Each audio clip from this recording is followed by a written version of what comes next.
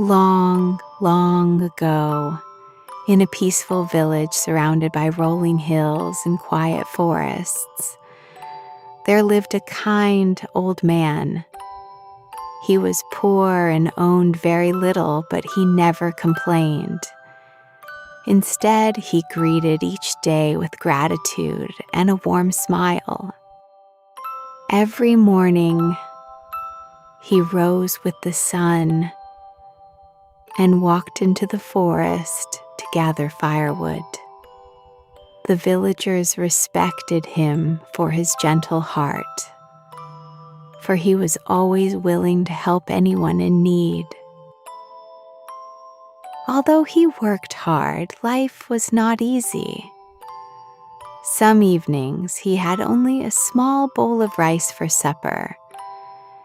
Yet he remained thankful for what he had and often spent quiet moments admiring the stars.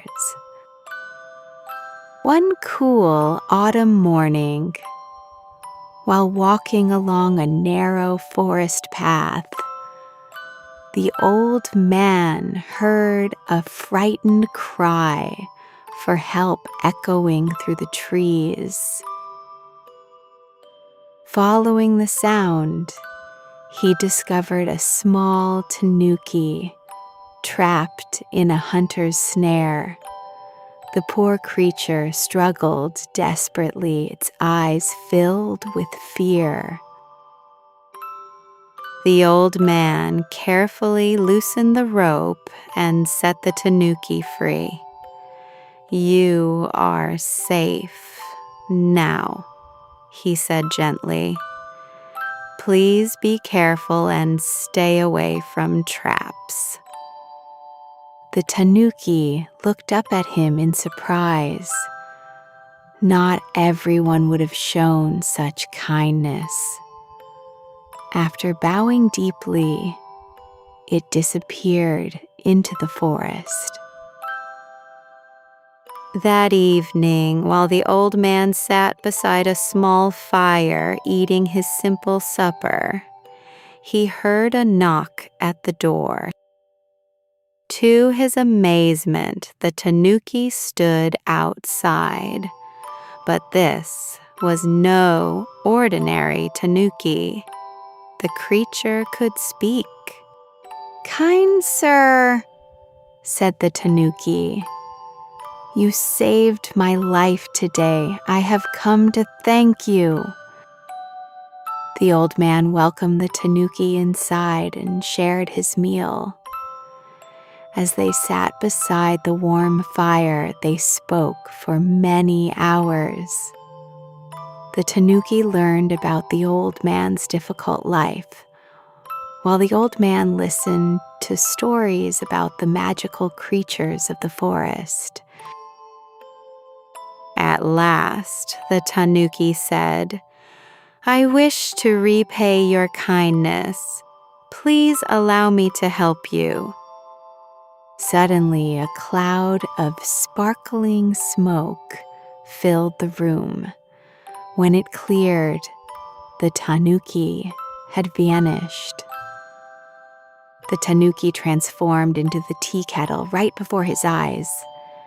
The old man stared in amazement, his eyes wide with surprise. "You may sell me to the temple," said the tea kettle. "The money will help you live more comfortably." Although hesitant, the old man finally agreed. The next morning, he carried the tea kettle to a nearby temple. The priest admired its beauty and gladly purchased it.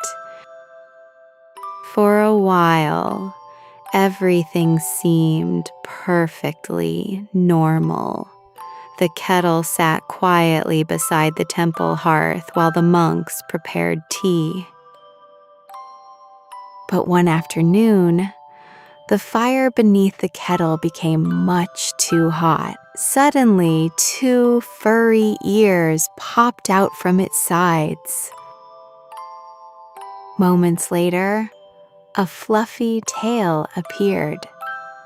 The monks stared in disbelief and rubbed their eyes, wondering if they were dreaming.